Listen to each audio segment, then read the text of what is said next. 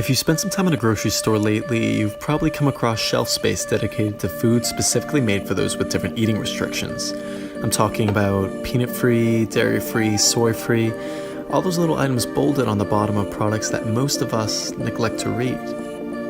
But there is actually one section that is growing just a bit faster than all the others, and unsurprisingly, it's gluten-free.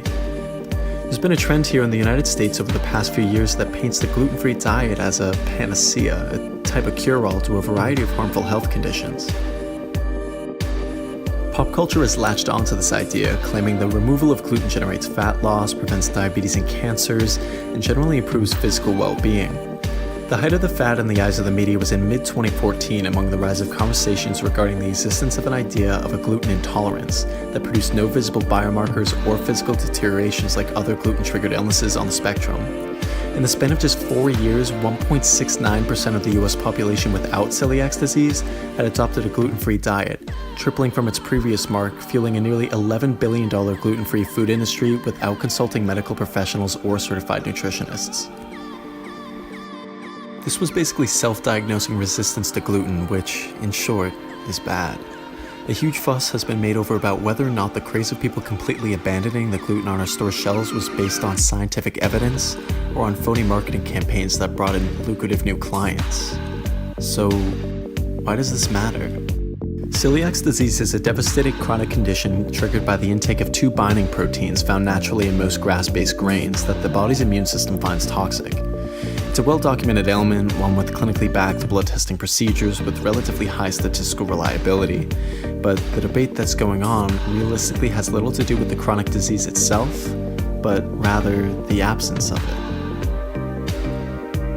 In the early 2010s, after several consensus conferences held throughout the scientific community, what is called non-celiac gluten sensitivity was awarded diagnostic criteria, making it medically recognizable, though not widely accepted. With the release of this decision, the spike in gluten-free diet adopters began. Regardless of the current fad, the condition was first officially described in 1980 when baffled gastroenterologists noticed patients suffering from abdominal pain and chronic diarrhea, which was often incapacitating, without the biochemical defects common in celiac disease being found when consuming gluten-based products. Now, this might not seem like an issue, but it is.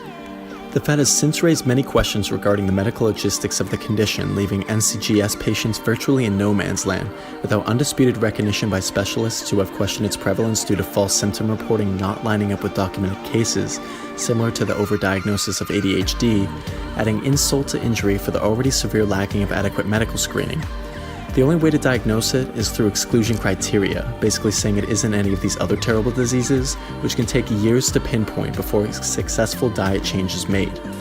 The risk, though, goes even further than those suffering just from NCGS. Those who remove gluten from their diet without consulting doctors before getting a recommendation to do so have a considerably higher risk of developing type 2 diabetes, according to a study done in early 2017. Still, those who pledge allegiance to the notion that gluten is the new diet villain may be missing the mark on what's to blame entirely. Leading field researchers are beginning to believe that non-celiac gluten sensitivity is misnamed and that the true culprits are what are referred to as FODMAPs, which are short-chain carbohydrates that are poorly absorbed in the small intestine, almost always found alongside gluten. The removal of FODMAPs in a double-blind placebo-based experiment showed that nearly 50% of participants thought to have NCGS did not react to foods containing gluten without the FODMAPs. Of course, more research is needed on the topic. The important message here, though, is simple. Consult your doctor before making an enormous shift in lifestyle. It can be scary facing the unknown without much assistance from professionals, but the scientific community is working on it and can help to pinpoint the cause of your pain. In order to reach a healthful state, we need to work on this one together, one step at a time.